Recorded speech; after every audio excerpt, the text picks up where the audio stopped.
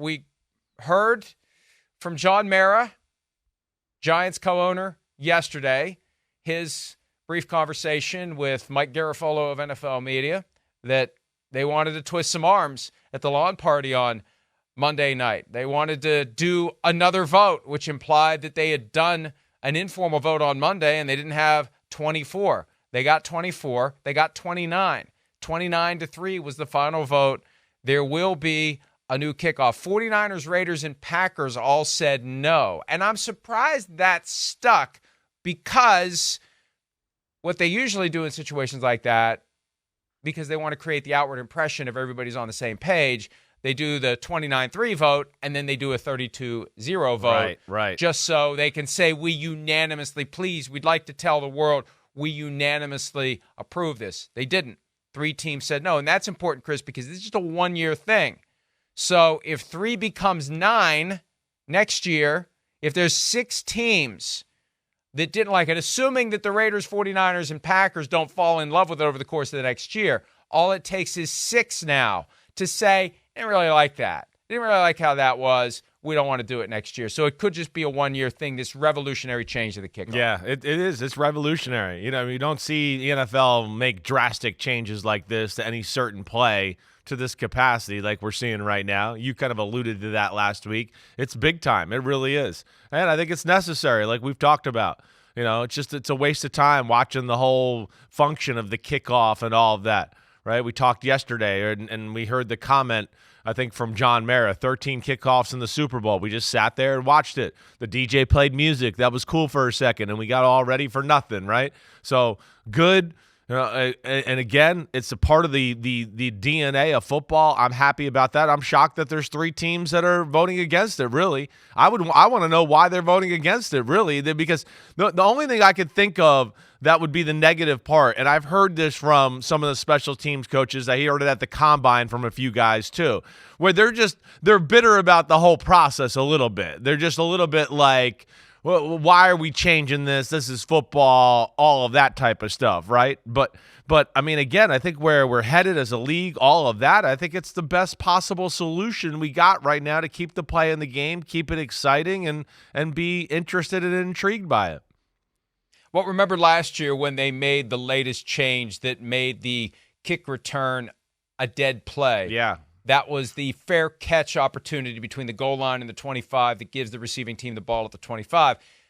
We heard a lot of anger about that, and they were going to experiment with all these different ways to force the return because they're taking the return out of the game. We're going to do mortar kicks and squib kicks and this kick and that kick, and we ultimately didn't see any of that. So they're going to huff and puff and then let their house be blown down by this change in the rules.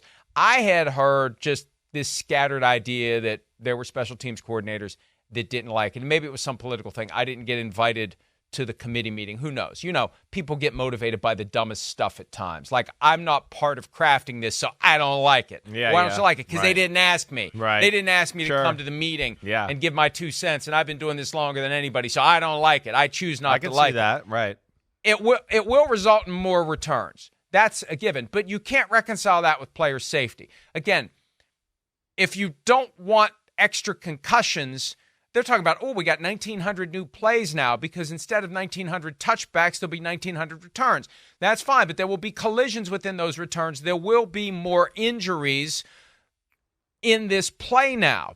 But this just tells me that the impetus away from the kickoff was all about the catastrophic neck injury that can happen when you have 2 guys running at each other, top speed, dipping their head, colliding that way, and potentially having a broken neck and an injured spinal cord that could end up with permanent paralysis or death. That's what they want to avoid. Yeah, 100%. They don't want to have somebody dying on the field, right. And that's an admirable thing, both for the person who would otherwise be alive and for a sport that could end up flatlining over it as well. That's what they don't want. They don't want to have mom and dad coast to coast saying, you're not playing football. You're not playing football. Right. You're not playing football. And it's funny. Right. You know, that deposition that Roger Goodell gave July of 2022, and I've got the whole thing. I've read the whole thing. It is not scintillating page-turning material. But if you stick with it, you'll come across 7, 8, 9 times where it's like, not a good witness, in my opinion.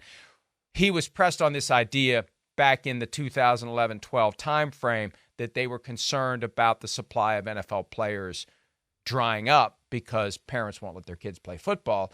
And his answer was along the lines of, well, less than 1% of the kids who play make it to the NFL anyway, so we're not concerned about us, which is flawed because some of that less than 1% isn't going to play football.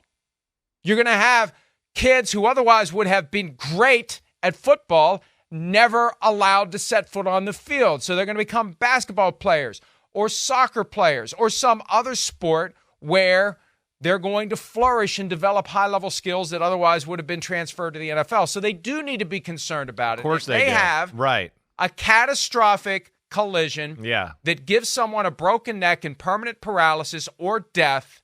I guarantee you the coverage of that, think about what happened with Damar Hamlin and multiply it by 100. Yeah, that's what would happen. That's right. That's what they've been trying to avoid. That's and they won't talk about it. Yeah. They won't talk about it because it's kind of like, I think, number one, you don't want to speak it into existence. And number two, you don't talk about your greatest fears. I mean, I do sometimes, but they don't want to talk about their greatest fear, and that's their greatest fear. An event that would cause parents throughout the country to tell their kids collectively, you are done playing football. Definitely. I mean, parents are scared anyways. And I feel like they're kind of just getting back into, okay, all right. I mean, we know it's physical and brutal, but I feel like the NFL has turned the corner. That doesn't mean you give up on, fixing the game and continuing to, make it better, make it safer, evolve as a league and everything there.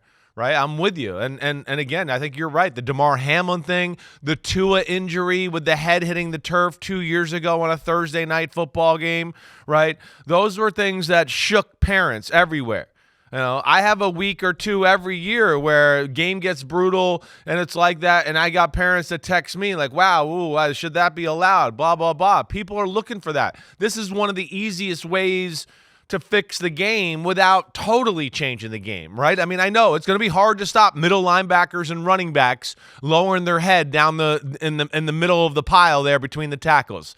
That's a hard one to change, right? And I know that's what people are like, oh, they're worried about player safety and they let this guy do that and this guy do that. I hear that from NFL friends. I hear that. But I go, well, yeah, but this is the easiest fix, and it's glaringly easy for anybody to see. Wait, one guy's running 50 yards, another guy running 50 yards, and they hit each other. Wait, how about a little common sense and we eliminate that part of the game, right? And I think that's where it's the best thing for the NFL and everybody involved. There's definitely an old school coaches in the NFL with the get off my lawn and we have all these other dangerous plays, right? Why are we even changing the kickoff, right? And I'm like, and I had this conversation with somebody at the Combine, a special teams coach. And I said, I mean, I'm with you. I'm old school too. I want it. But let's live in reality here. That's over. So do you want a job? Do you want to coach a kick return play anymore? Because we're past the point of we're going to go back because this is allowed and that's allowed. Right, so let's move on. And what are we gonna do? And the coach kind of looked at me and giggled, and he was like, yeah, well, I still want the play. Then you're right, and went on. But yeah, there's been some pushback there. But this is best for the sport for all the reasons you talked about: parents, kids, whatever, the safety of our NFL players right now. And I'm excited to see what it has to offer to the league. I really am. There was a small handful of special teams coordinators, I was told last week, that just wanted to get rid of the play altogether, put the ball to 25 and be done with it. There's some bitterness there from ones. That's what I'm talking about. It's those. There's a few that I know for sure that are bitter about the whole thing a little bit. Yes. And one of the concerns, and I think this was aimed at changing their minds, because the way it was explained to me, if they get their way and if the kickoff goes away completely, and they just put the ball at the 25, and you'd have to have some alternative for the onside kick, the 4th and 20 play or something along those lines, then they'll come for the punt next. And this is part of that cabal of non-football people in the league office.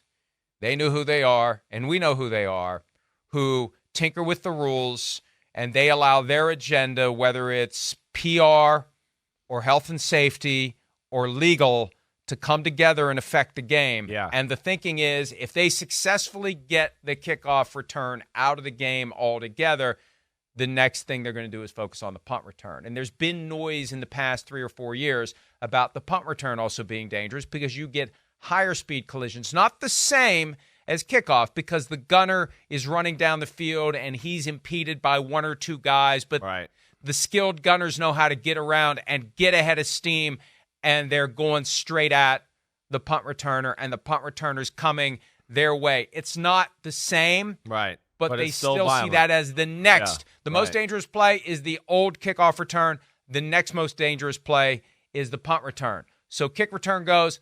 The way they tried to, I think, scare the special teams coordinators into accepting this is they're going to come take the punt return next. And your job is just going to be extra points and field goals at that point. I don't know what you would do to the punt. I don't know. What do? You just move the ball 30 yards from the line of scrimmage? Like, what do you do to not have a punt return? Unless you completely revolutionize that as well, which I guess could be the same thing. Hi, it's Mike Florio. Thanks for watching PFT on YouTube. Hit subscribe for the latest news and analysis from Pro Football Talk.